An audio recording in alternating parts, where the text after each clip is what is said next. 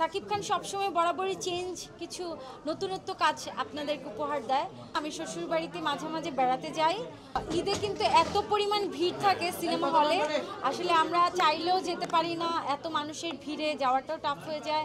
বাংলা চলচ্চিত্রে তো অনেক সুন্দরী সুন্দরী নায়িকারা আছে, আমার কাছে তো মনে হচ্ছে না যে নায়িকা সংকট, কিন্তু সিনেমার সংকট আছে, এটা আমি বুঝতে পারছি। হ্যাঁ, বিয়ের পর আমার রোজার ঈদ গেল, এবার প্রথম কোরবানি ঈদ। অবশ্যই ঈদে স্পেশাল তেমন কোনো কিছুই নেই, সবাই কোরবানি দেয়, আমাদেরও কোরবানি দিতে হবে, এই তো এটাই প্ল্যান। আর আমার আসলে কাবিন হয়েছে, আমি শ্বশুর বাড়িতে মাঝে মাঝে বেড়াতে যাই।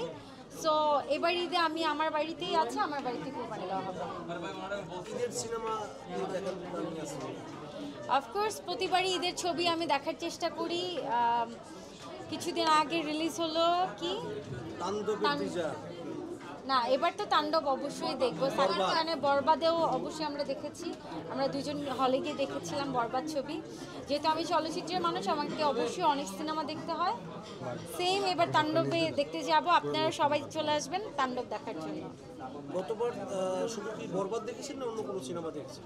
না, বরবাদটাই আমার দেখা হয়েছে, অন্য ছবি এখনো দেখা হয়নি। প্ল্যান ছিল দাগি দেখার, বাট সময়গুলোতে হ্যাঁ, আমাদের দাগি দেখার প্ল্যান ছিল, কিন্তু ঈদে কিন্তু এত পরিমাণ ভিড় থাকে সিনেমা হলে, আসলে আমরা চাইলেও যেতে পারি না, এত মানুষের ভিড়ে যাওয়াটাও টাফ হয়ে যায়।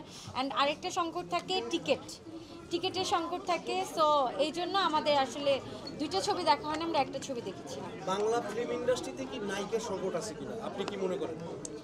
বাংলা চলচ্চিত্রে তো অনেক সুন্দরী সুন্দরী নায়িকারা আছে, আমার কাছে তো মনে হচ্ছে না যে নায়িকা সংকট, কিন্তু সিনেমার সংকট আছে, এটা আমি বুঝতে পারছি। ঘুরে ফিরে একই প্রশ্ন, সাকিব খান কেন ওপার বাংলা নায়িকা নিয়ে কাজ করছে, বাংলাদেশে কি নায়িকার সংকট? আসলেই তা না, বাংলাদেশে অনেক সুন্দর সুন্দরী নায়িকা আছে, কিন্তু ডিপেন্ড করে গল্প। সাকিব খানের গল্প হয়তো বা ডিপেন্ড করছে, ডিমান্ড করে হয়তো বা তারা ওপার বাংলা নায়িকা নিয়ে কাজ করতে কমফোর্ট ফিল করছে, বা গল্প ডিমান্ড করছে, এর জন্য।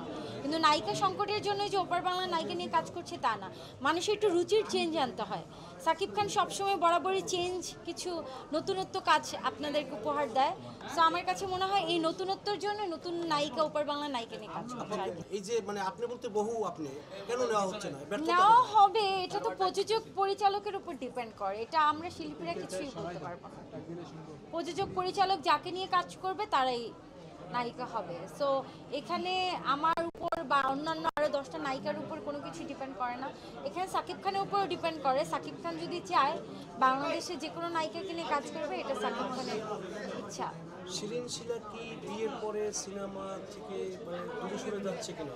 আমার বিয়ের পরে আমি কাজ একটু কমিয়ে দিয়েছি, আমি হজবরল অনেক কাজ করছি না, আমি বেছে বেছে সিলেক্টিভ কাজ করছি এবং ভালো ভালো কাজ করছি।